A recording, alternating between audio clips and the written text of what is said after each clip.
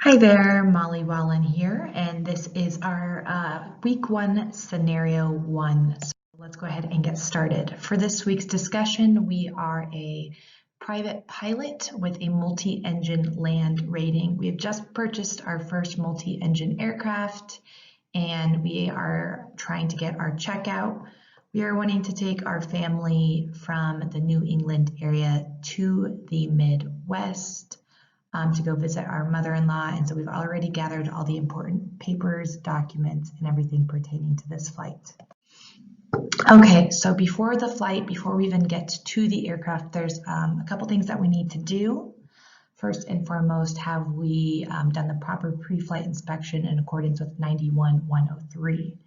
So this is taking in, have we gotten a proper weather briefing, a weather for both our departure airport and our destination, and then just along the route. Have we gathered the proper fuel for whether or not we're doing VFR or IFR flight? We're just a private pilot, didn't mention instrument, so we want to make sure that we're VFR in this case. Have we gathered any alternates, if an alternate airport would be necessary based on weather, and then any known traffic delays? So after we've done that, we want to make sure to do a proper weight and balance, make sure that our CG is within our limitations. As a private pilot, we should know how to do that to make sure that we're safe to go up and fly. Then we want to take a look at our PAVE checklist, which is a good tool to use in risk management. This can just help identify some hazards that could occur before we even take off. So we're going to look at the pilot, the aircraft, our environment, and our external pressures, which we'll jump into a little bit more in just a moment. And then currency versus proficiency. To be able to take up passengers, we want to make sure that we are legal and we've done the proper 3 takeoffs and landings within 90 days, and then we've had our flight review within the last 24 calendar months. To get a checkout to be able to go take family, we would assume that we have gathered those 3 takeoffs and landings during that time period. And then finally, this is a new aircraft. Have we much experience in it? Have we made sure that we are familiar with the automation and the systems inside of the aircraft? And then have we been going over emergency procedures, emergency flows? We do have our multi-engine land rating, so we do want to assume that the DPE did find us proficient and that we've continued to keep up to date on all of that information so that we are legal and confident in taking this flight over to the Midwest. So back to the PAVE checklist to make sure that I am safe to fly before even getting in the airplane. The pilot, I like to use the I'm safe checklist. I'm not ill, I'm not on any medication that I shouldn't be on. I'm not under stress. I've not had alcohol within my personal minimums as well as within the 8 hours to legally be able to fly.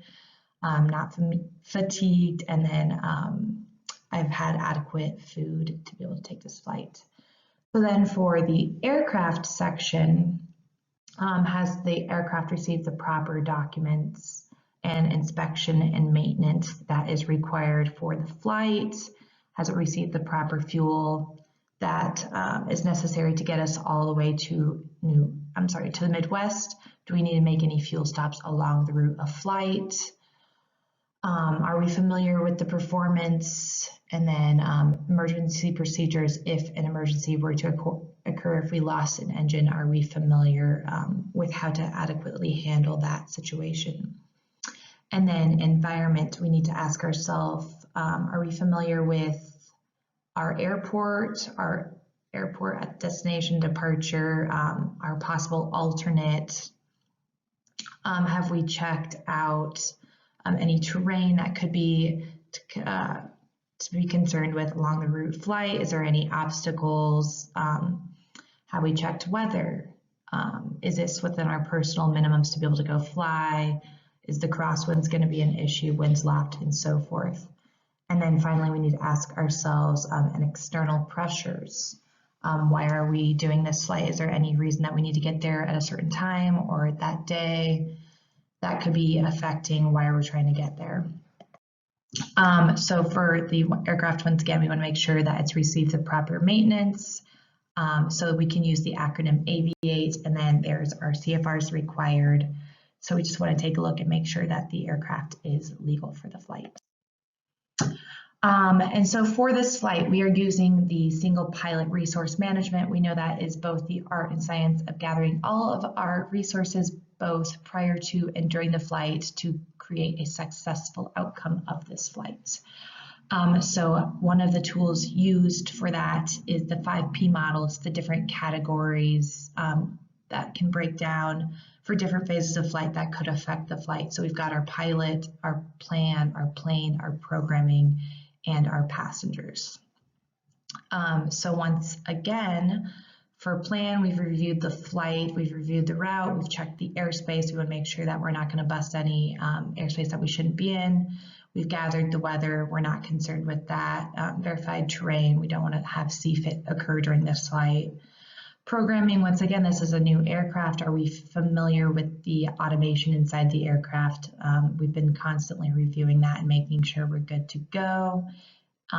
Passengers, we said we're going to take our family. If an emergency were to occur, we can use our one of the people on board to help us with checklists to verify if an emergency were to occur as we're doing our flows. They can help us out with that.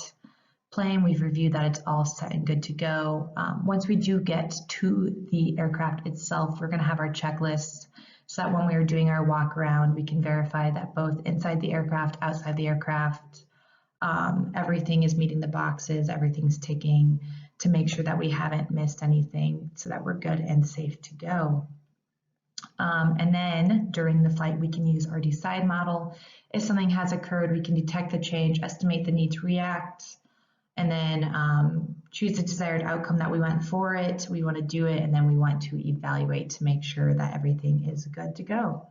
So this is what I have done. I hope you guys have enjoyed, and I will talk to you all soon.